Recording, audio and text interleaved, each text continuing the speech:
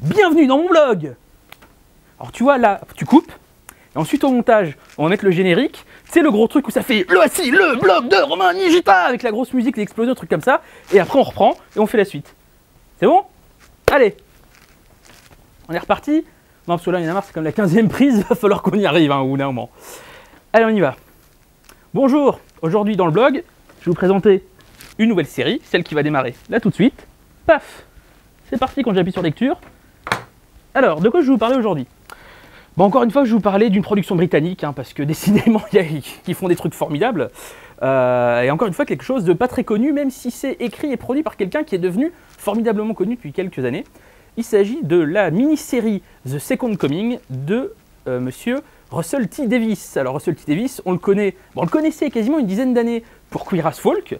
Et puis ensuite Bob and Rose, la mini-série avec Leslie Sharp qui était passée sur Jimmy.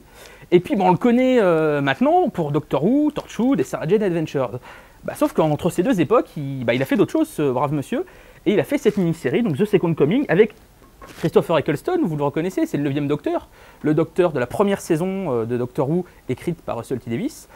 C'est une mini-série en 2 parties, qui a été diffusée sur ITV en Angleterre en 2002, et qu'on ne connaît pas du tout en France, alors que pourtant, dedans, il y a Christopher Eccleston, qu'ensuite Davies a casté pour Doctor Who. Il y a également Leslie Sharp, que Russell T. Davies avait déjà embauché pour Bob and Rose avant, et qu'on a retrouvé dans un épisode de la saison 4 de Doctor Who, à la fin de la saison 4, l'épisode Midnight. Alors, The Second Coming, de quoi ça parle? C'est là que ça se complique. Vous allez voir, le scénario un peu tordu, mais absolument brillant de Russell T. Davies. Christopher Eccleston joue un jeune homme, tout à fait commun, un Anglais, qui a des amis, qui va au pub, enfin jusque-là rien d'extraordinaire. Sa meilleure amie est justement interprétée par Leslie Sharp. Et quand cette mini-série commence, ils se voient avec des amis dans un pub, ils boivent jusqu'au milieu de la nuit, et puis ils se quittent, pas de problème. Sauf que le lendemain matin, le personnage de Christopher Eccleston n'est toujours pas rentré chez lui, il est complètement disparu.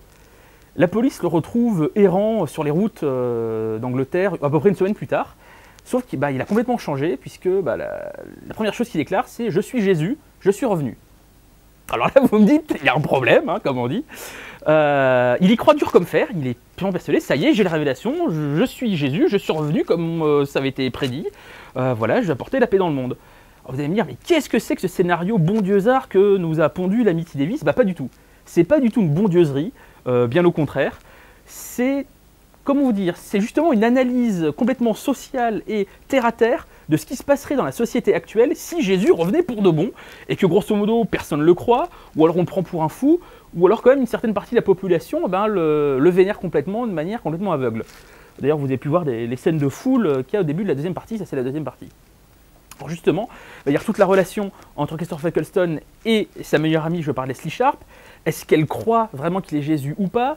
À partir du moment où peut-être qu'elle le croit, qu'est-ce que ça veut dire?